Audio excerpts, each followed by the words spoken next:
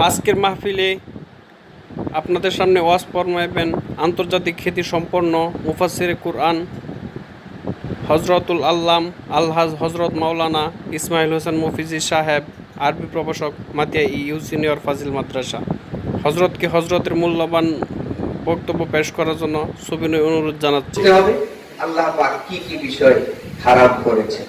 প্রথমেই আমি হারামের বয়ান কেন শুরু করলাম এই জন্য আমি আগেই বলেছি, আল্লাহ পাক হারামের কথা বলে বুঝাচ্ছেন যে বান্দারা এখানে যে সমস্ত হারামের কথা আমি বলছি এছাড়া দুনিয়াতে যা কিছু আছে সব হালাল। বলেন আলহামদুলিল্লাহ। এখন বলতে পারেন হুজুর সব হারাম কি আজকে বলতে পারবেন? মনে হয় না। কিন্তু আমার জানা মতে অত্র অঞ্চলের সাধারণ মানুষও একজন ছোটখাটো আলেম, বলি আলহামদুলিল্লাহ, ওনারা জানেন কোনটা হালাল কোনটা হারাম, ঠিকই না? কিন্তু মানেন না, অনেকেই মানেন না। যেমন আপনাদেরকে একটা প্রশ্ন করি, বিয়ে বাড়িতে বাজনা বাজে এটা হালাল না হারাম? যারা বললেন না তারা বোধহয় বাজনা বাজান নাকি? এখন একটু উচ্চ সুরে সবাই বলবেন, বিয়ে বাড়িতে বাজনা বাজানো হালাল না হারাম? হারাম জেনেও বাজানো হচ্ছে কিনা বলেন? যুবকেরা জানে যে এটা হারাম, কিন্তু সে বাজায়, নাচে, গায়, তার কাছে মজা লাগে, ঠিক না?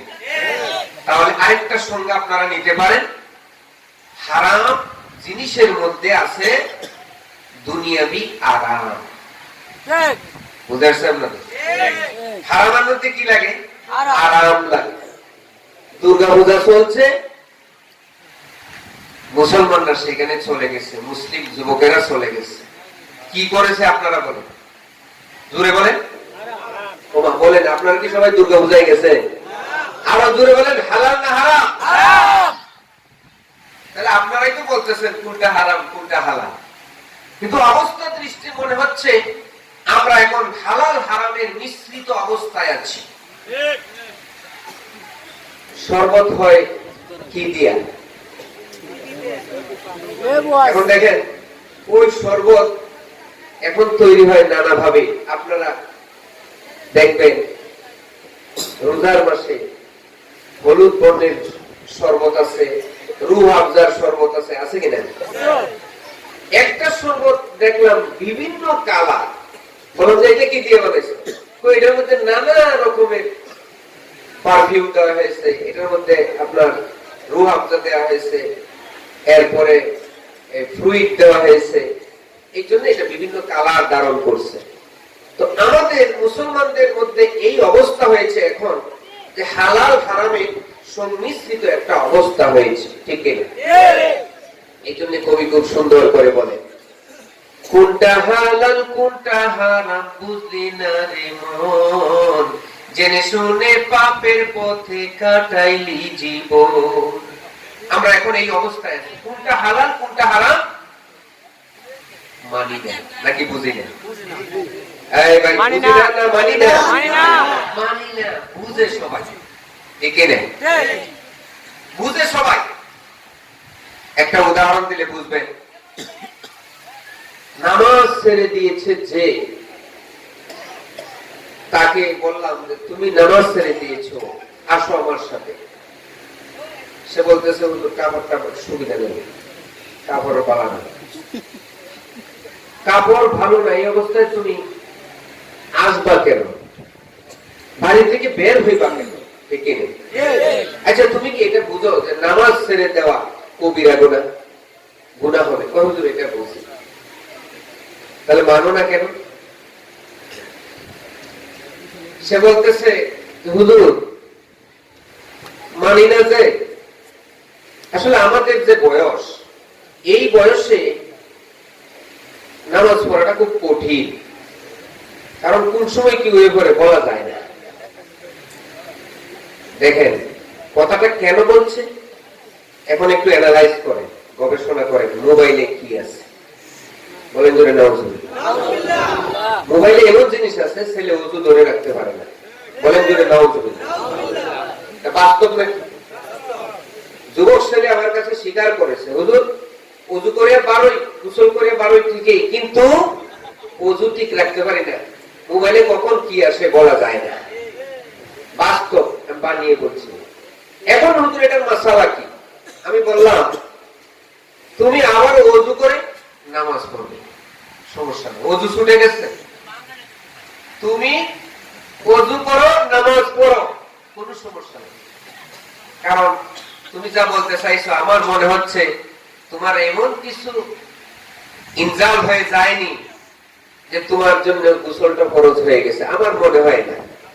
তো যাই হোক, তোমার মোবাইলকে কন্ট্রোল করবে, আর যদি একান্তই কোনো কারণে এরকম ঘটনা ঘটে যায়, তুমি ঠিকই প্রস্রাব করে আবার ভালো করে পরিষ্কার হয়ে তুমি নামাজ পড়বে, নামাজ ছাড়তে পারবে না কিছুতেই। ঠিক আছে ভাই? এইবার আসেন একটা বাস্তব কাহিনী বলি। বাংলাদেশে একটা হত্যাকাণ্ড ঘটেছে দুদিন আগে। বলতে পারেন ছেলেটার নাম কি? সবাই জানে তাই, আবরার। যে ছেলেটি বুয়েটে সবচেয়ে মেধাবী স্টুডেন্ট ছিল আবরার, এই ছেলেটিকে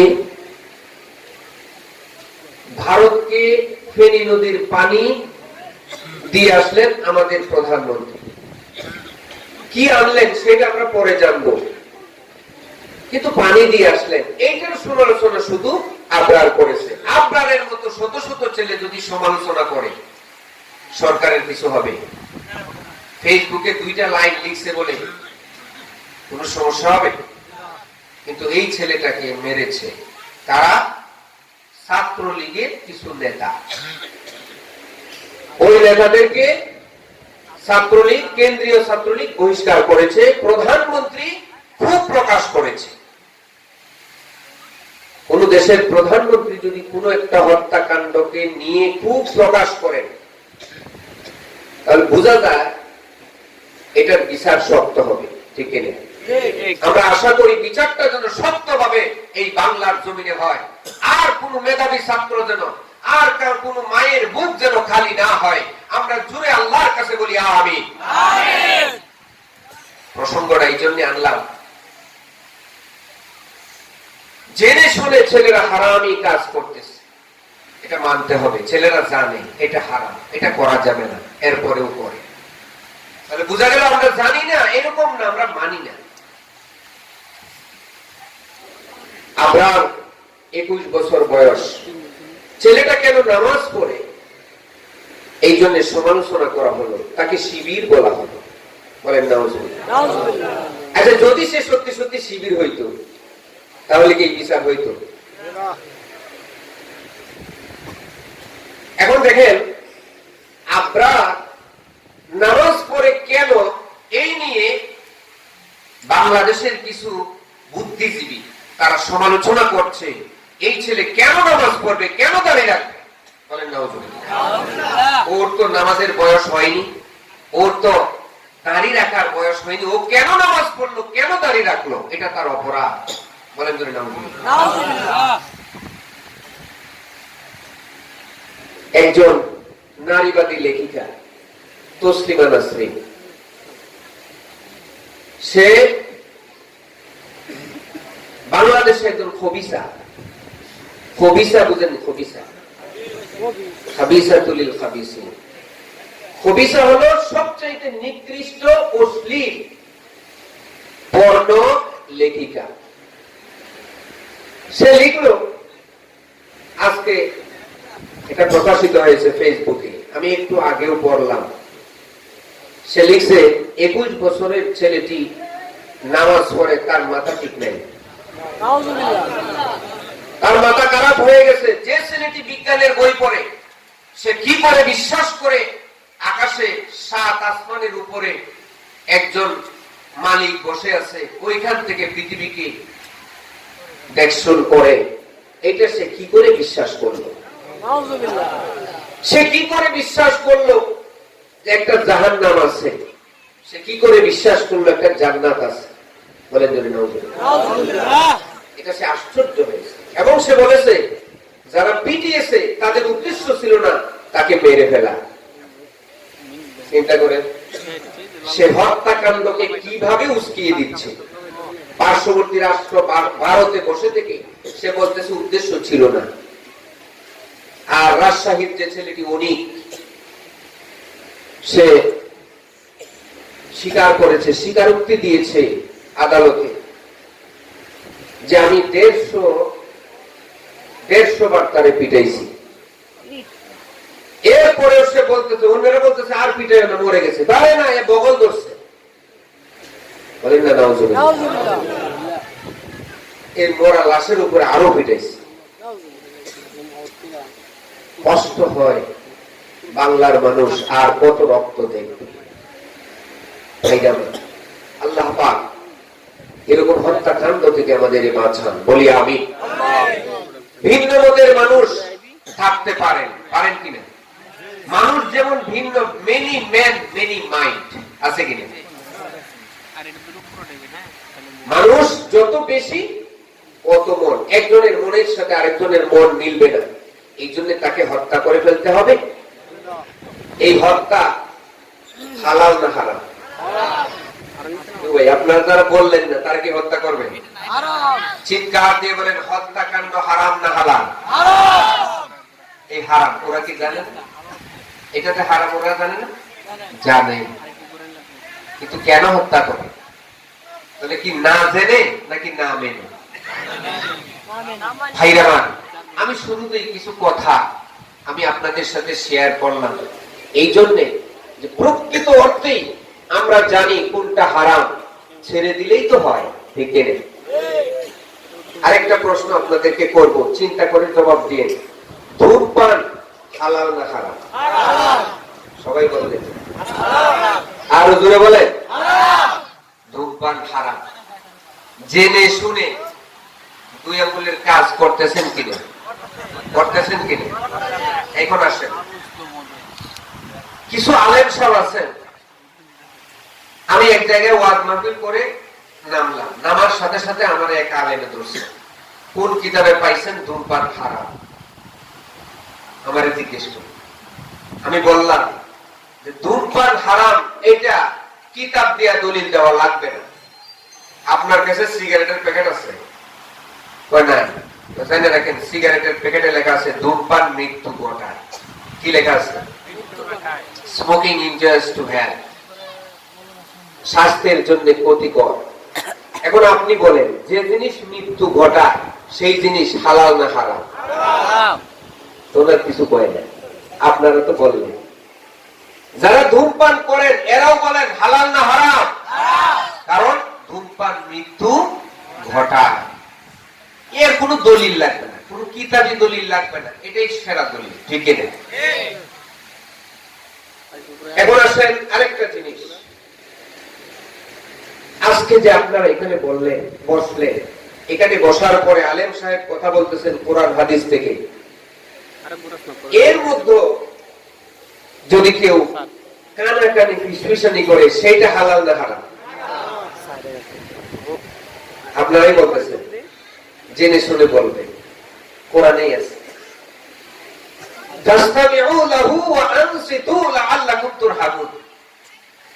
দুইটা কাজ করতে হবে তাফসীর মাহফিলে বসে।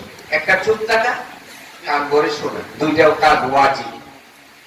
এখানে কথা বলা হারাম, বুঝে আসছে আপনাদের? কথা বললে কি হবে? একজনের ডিস্টার্ব হবে। তো ভাইরা আমার, আমি কিন্তু অনেক হারামের কথা বললাম, অনেক হালালের কথা বললাম, বুঝলাম, টেস্ট করে দেখলাম আপনারা হারাম সম্পর্কে জ্ঞাত আছেন। বলেন আলহামদুলিল্লাহ। এবার দেখুন তো, আল্লাহ রাব্বুল আলামিন প্রথম হারামটি কোনটির কথা বললেন দেখি তো। আল্লাহ রাব্বুল আলামিন বলেন, আল্লাহ তুশরিকু বিহি শাইআ, কোন বিষয়ে তোমরা আল্লাহর সাথে শরীক করবে না। এক নম্বর হারামের কথা আল্লাহ পাক বললেন শিরক। সকলে বলেন কি? শিরক। শিরক কি জিনিস? আল্লাহর সাথে শরীক করা। আপনারা আশ্চর্য হবেন, আমার কাছে একটা ভিডিও আছে, এটা একটা মাজারের ভিডিও। ওই ভিডিওতে বক্তা বলতেছে আমার আল্লাহ যা পারেন আমার বাবা তাই পারেন। আরো চিৎকার দিয়ে বলেন আসলে কি আল্লাহ যা পারে বাবা পারে? হ্যাঁ, বাবা পারে। যাদের বাবা হাজার হাজার আছে এরা পারে না হইলে বলে ওদের অনেক বাবা আছে। শাহ আলী বাবা, লেংটা বাবা, টিকা বাবা, কয়লা বাবা, টিকে এই ধরনের বাবা যাদের আছে এরা আস্তাগফিরুল্লাহ বলেন, আস্তাগফিরুল্লাহ। এখন শুনেন, একজন সাংবাদিক গেছে, যাই বলছে যে আপনার বাবা আল্লাহ যা পারে আপনার বাবা পারে, একটা উদাহরণ দেন। তখন বলতেছে আল্লাহ সন্তান দিতে পারে, আমার বাবাও সন্তান দিতে পারে। বলতে ঠিক আছে, কিভাবে দিতে পারে? তখন একজন মহিলাকে জিজ্ঞেস করছে আপনি কেন আসছেন? কয় আমার সন্তান হয় না, এই জন্য বাবার কাছে আসছে। তো বাবা তোমাকে কি দিবে? তো বাবার সাথে 6 দিন থাকতে হবে। আরো জোরে বলেন। আর আপনারা বলেন আল্লাহ যে সন্তান দেয়, আল্লাহর কি সমস্ত কোন সম্পর্ক আছে? লাম ইয়ালিদ ওয়া লাম ইউলাদ ওয়া লাম ইয়াকুল লাহু কুফুয়ান আহাদ। আল্লাহ পাক জন্ম দেন না, কারণ গর্ভ থেকে তিনি জন্ম গ্রহণ করেন না। আমার আল্লাহ তো হলেন সেই গুণী। আর তারা বলতেছে আল্লাহ যা পারে আমার বাবা তাই পারে। বলেন না ভাইরামান, আল্লাহর সাথে শরীক করা যাবে না। এর অনেক বিস্তারিত বিবরণ আছে, যেহেতু সবগুলিতে কিছু কিছু টাচ করতে চাই সেজন্য একটু বেশি করে লম্বা করলাম না। কিন্তু আমাদের সমাজে মানুষ শিরিক করতেছে অহরহ। কেমনে? মানুষকে মনে করে ত্রাণকর্তা, উদ্ধারকর্তা। কোন ডাক্তার যদি চিকিৎসা করে, কোন কবিরাজ যদি চিকিৎসা করে, তাহলে মনে করে এই কবিরাজ আমাকে ভালো করছে। ঠিক আছে, এই কবিরাজ আমাকে ভালো করছে। আপনারা মাইন্ড করেন না, একটা আমার ব্যক্তিগত কাহিনী বলে দেই। আমি আমার সাথে একদিনে বিয়ে করছে আমার এক বন্ধু, আমরা দুজনে একদিনে বিয়ে করছি। আমার সন্তান হয়েছে, তার হয়নি। সে আমাকে বলল তুমি আমার কাছে আসো। আসছে, আমি কিছু আমল শিখাই দিছি এবং কিছু ঔষধ দিছি, কবিরে দিয়ে, আমার বাবার মতো কবিরে দিয়ে কিছু ঔষধ শিখাই দিছি। তো দিলাম, কিছুদিন পরেই তার সন্তান হয়েছে। সে আমাকে ফোন করলো, তার ওয়াইফ বলতেছে আমাকে ফোন করে যে হুজুর আমি আপনার সাথে দেখা করতে চাই। আমি বললাম কেন? বলছে আপনার ওষুধ খাই আমার সন্তান হয়েছে, এই জন্য আপনারা এক নজর দেখতে চাই। আমি বললাম কোনো দরকার নাই, আপনি আল্লাহকে শুকরিয়া আদায় করেন। বলেন সুবহানাল্লাহ। কোনো দরকার নেই। এইটা হলো মনুষ্য পূজা। মানুষের কোন শক্তি আছে ভালো করা? ঔষধের কোন শক্তি আছে ভালো করা? আমাদেরকে কে ভালো করে? আল্লাহ। তরানেওয়ালা কে? আল্লাহ। এই তরানেওয়ালাটাই হলো গাউসুল আজম। তরানেওয়ালাটা কি? গাউসুল আজম। এখন আপনারা অনেক মানুষ বিশ্বাস করেন বড় পীর আব্দুল কাদের জিলানী হলেন গাউসুল আজম। বিশ্বাস করে কিনা?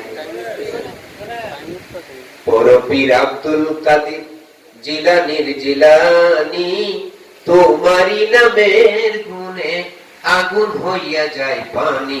বড় পীর আব্দুল কাদের, শুনছেন না?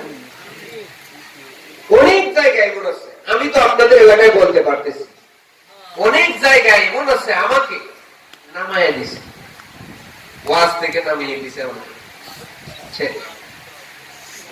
ভৈরবের দিকে একটা মাহফিল ছিল না, আমি যখন এই কথা বললাম যে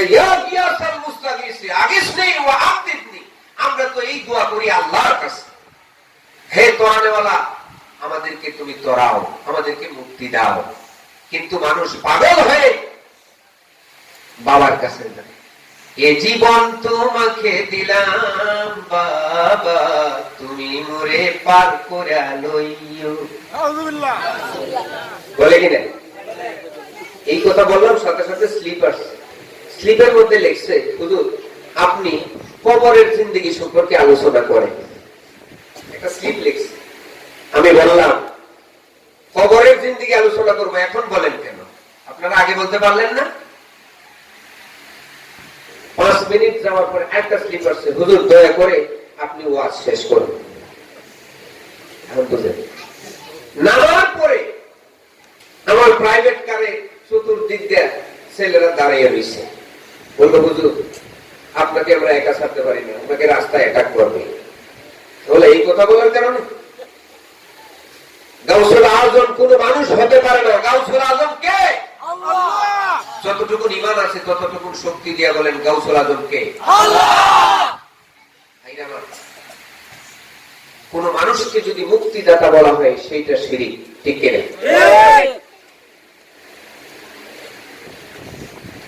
খারাপ লাগতেছে? এইবার আপনাদেরকে অনুরোধ করব, যে সমস্ত গানে শিরিক আছে সেই গানগুলি আপনারা মোবাইলে রাখবেন না। অশ্লীলতার যে গানগুলি, এগুলি ডিলিট করবেন। ইসলামী গানের অভাব আছে? বলেন, ইসলামী গানের অভাব আছে? অভাব নাই। তাহলে ওইটার একটু ঘুরাইয়া আমি একটা সুন্দর সুরে সঙ্গীত আপনাদেরকে বলে দিই। আল্লাহ তুমি দয়ার সাগর, তুমি শ্রেষ্ঠ জানি। সবাই পড়ে, আল্লাহ তুমি দয়ার সাগর, তুমি শ্রেষ্ঠ জানি। তোমারি নামের গুণে আগুন হইয়া যায় পানি। আল্লাহ তুমি দয়ার সাগর। কেমন লাগলো? আমার আল্লাহ বলেন মুক্তিদাতা, তরানে বলেন আলহামদুলিল্লাহ। আমার ভাইরা, আল্লাহ রাব্বুল আলামিন বলেন ওয়াবিল ওয়ালিদাইনি ইহসানা। দেখুন, হারামের আলোচনা সর্বপ্রথম পর্যায়ে আনতে মাতা পিতার কথা বললেন, প্রথমে শিরিকের কথা বললেন, দ্বিতীয় পর্যায়ে মাতা পিতার কথা বললেন। পিতা মাতাকে সম্মান করবে, ইহসান করবে। এখানে বিষয়টা বুঝেন ভালো করে, কেন শিরিকের পরে আল্লাহ মাতা পিতার প্রসঙ্গ আনলেন? এই জন্য আল্লাহ রাব্বুল আলামিন শিরিককে যেভাবে সহ্য করেন না, পিতা মাতার সাথে অবাধ্যচারিতা সেই রকম আল্লাহ সহ্য করেন না। আল্লাহ পাক বেজার হয়ে যান। দুনিয়ার জমিনে কেউ যদি পিতা মাতাকে কষ্ট দেয়, আল্লাহ রাব্বুল আলামিন তাকে কষ্টে জর্জরিত করে দুনিয়া থেকে বিদায় করেন। পিতা মাতার সাথে যারা অবাধ্যচারিতা করবে, পিতা মাতার সাথে বেয়াদবি করবে, তাদের শাস্তি আল্লাহ পাক দুনিয়াতেই দিয়ে দেবেন। বলেন নাউজুবিল্লাহ। এই জন্য সতর্ক করে দিচ্ছেন, এটা হলো হারাম, পিতা মাতার সাথে অসদাচরণ করা, বেয়াদবি করা। এরপর আল্লাহ পাক বলেন ওয়ালা তাকতুলু আওলাদাকুম মিন ইমলাক। দারিদ্রতার ভয়ে তুমি তোমার সন্তানকে হত্যা করো না। এটা কোন সময়ের প্রসঙ্গ? দ্য এজ অফ ইগনোরেন্স, জাহেলিয়াতের জমানা। সেই সময়ে সন্তানকে হত্যা করত দারিদ্রতার ভয়ে। পিতামাতা বলতো আমাদের নিজেদেরই খাবারের কিছু নাই, আবার দুনিয়াতে আসতেছে আরেকটা, পরে মেরে ফেলো। বলেন নাউজুবিল্লাহ। দুনিয়াতে আসলো আর মেরে ফেললো। ওই সময়ে মানুষ জানতো না পেটের ভিতরে কিভাবে সন্তান হত্যা করা লাগে, ওইটা আগের মানুষ জানতো না। কিন্তু বর্তমান বিজ্ঞান অগ্রসর হয়েছে, তারা জানে মায়ের পেটের ভিতরে কি আছে। অনেকে বলেন যে মায়ের পেটের ভিতরে কি আছে এইটা আল্লাহ ছাড়া কেউ জানে না। এটা কোরআনেও আছে, হাদিসেও আছে, আল্লাহ ছাড়া কেউ জানে না। এই হাদিসের ব্যাখ্যা হলো মায়ের পেটের ভিতরে কি আছে, অর্থাৎ আদর্শ সন্তান, সন্ত্রাসী সন্তান, নাকি ভালো সন্তান, আমলদার হবে নাকি নাফরমান হবে এই বিষয়ে দুনিয়ার কেউ জানে না, কোনো ডাক্তার বিজ্ঞানী কেউ জানে না, ঠিক কিনা বলে? কিন্তু ছেলে না মেয়ে এটা জানা অপরাধ না, এটা জানতে পারে। আমি বলছিলাম খাসিয়াতে ইমলাক, দারিদ্রতার ভয়ে সন্তান হত্যা বর্তমানে হচ্ছে, মায়ের পেটের ভিতরেই ধ্বংস করে দেয়া হচ্ছে। নাউজুবিল্লাহ বলবেন? এটা কেমনে? এমনও মানুষ আছেন বারবার মেয়ে হয়ে বলে, তৃতীয় সন্তানটাও হয়েছে মেয়ে, যখন বুঝতে পারলো মায়ের পেটের ভিতরেই ধ্বংস করে দিয়েছে, ট্যাবলেট খাওয়ায়া আপনার এমআর করে দিয়েছে। এরকম আছে কিনা? সন্তানকে হত্যা করা হলো, আপনি যখন জানতে পারলেন ছেলে না মেয়ে, তখন হত্যা করা দুনিয়ায় আসার পরে জীবন্ত মানুষকে হত্যা করার শামিল। সুতরাং সাবধান, এই কাজটি করা যাবে না। আল্লাহ রাব্বুল আলামিন এই আয়াতে নিষেধাজ্ঞা জারি করলেন, দারিদ্রতার ভয়ে সন্তান হত্যা করো না। এই ক্ষেত্রে একটা বিষয়, সন্তানের বয়স যখন 4 মাস হয় তখন সন্তান দুনিয়ার সব কিছু শুনতে পায়। মা কি বলেন, প্রতিবেশীরা, আশেপাশে যারা আছেন, এই শব্দ প্রতিধ্বনিত হচ্ছে সেই বাচ্চাটির কানে, সে শুনতে পায়। সে যখন শুনতে পেল, দুনিয়াতে আসা আর পেটের মধ্যে থাকা একই, বুঝে আসছে আপনাদের? কিন্তু কেউ যদি অসুস্থ হয়ে যায়, শারীরিকভাবে দুর্বল হয়ে যায়, ফিজিক্যাল ফিটনেস যদি তার না থাকে, সেই অবস্থায় কোন ডাক্তার যদি বলেন তুমি সন্তান নিতে পারবে না, সেটা ভিন্ন কথা। সন্তান নিতে পারবে না এর মানে হলো সাময়িকভাবে কোন একটা পদ্ধতি অবলম্বন করে সে সাময়িকভাবে বিরত থাকবে, এর না। কিন্তু সন্তান পেটের ভিতরে পয়দা হয়ে যাওয়ার পরে, হেরেমের ভিতরে পয়দা হয়ে যাওয়ার পরে তাকে ধ্বংস করা হারাম, হারাম, হারাম। আল্লাহ পাক বলেন, নাহনু নারযুকুকুম ওয়া ইয়্যাহুম, আমি তোমাদেরকে রিজিক দান করি এবং তাদেরকেও রিজিক দান করি। তাহলে বলেন তো রিজিক কে দেয়? আল্লাহ। আমার আল্লাহ দেয় রিজিক। রিজিকের ব্যবস্থা পিতামাতা করেন, আবার রিজিকের ব্যবস্থা আল্লাহও করেন। করেন কি? তো এই যে রিজিকের ব্যবস্থা করলাম, এই জন্যই তো পিতামাতা রিজিকের ব্যবস্থা করলেন বলেই পিতাকে মুরব্বী বলা হয়। আপনারা বলেন পিতাকে কি বলা হয়? মুরব্বী। মুরব্বী শব্দ, এখানে যারা আলেম আছেন তারা বুঝবেন, মুরব্বী শব্দের ভিতরে আছে র বাবা, রব। রব রব মানে প্রতিপালক, যিনি লালন পালন করেন। আমার আল্লাহকে যদি মুরব্বী বলেন গুনাহ হবে? গুনাহ হবে না। আমার আল্লাহরও মুরব্বী বলতে পারে। আমরা একজন মুরব্বীকে যেভাবে মুরব্বী বলি, উনি মুরব্বী মানুষ, আমার আল্লাহকে মুরব্বী বলতে পারে, মুরব্বী। কিন্তু এই মুরব্বী আর আল্লাহ মুরব্বীর মধ্যে পার্থক্য কি? আল্লাহ রাব্বুল আলামিন বলেন আল্লাহুস সামাদ, আল্লাহ হলেন অমুখাপেক্ষী মুরব্বী, আর মানুষ হলো মুখাপেক্ষী মুরব্বী। আল্লাহ মুখাপেক্ষী কিভাবে? আল্লাহ রাব্বুল আলামিন আর কোন রবের কাছে ছায়া দেন কি দেন না? দেখুন ফেরাউন রে আইসা যখন বলল জনগণে, এ আমাদের রব, ফেরাউন বলেছিল আনা রাব্বুকুমুল আ'লা, আমি হলাম তোমাদের বড় প্রভু। তার বান্দারা এসে বলল আমাদের প্রভু আমাদেরকে বৃষ্টি দেন। তখন বলল তোমরা একটু দাঁড়াও, আমি আসতেছি। খাস কামরায় চলে গেছে। ফেরাউন বলতেছে আল্লাহ তুমি যে সত্যিকারের আল্লাহ এটা আমি বিশ্বাস করি, কিন্তু মানুষের সামনে আমার লজ্জা হবে, তুমি আমাকে লজ্জা দিও না, তুমি একটু বৃষ্টি দাও না, আমি আমার ইজ্জত বাঁচাই।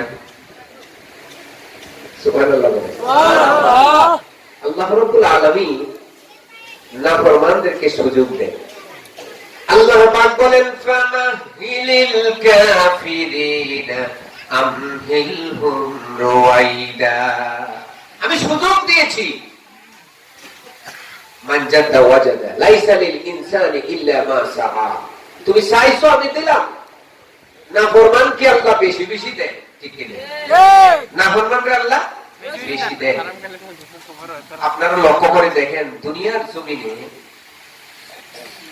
যারা বেশি ধনী তারা মসজিদে আসে নাকি গরিব লোকেরা আসে?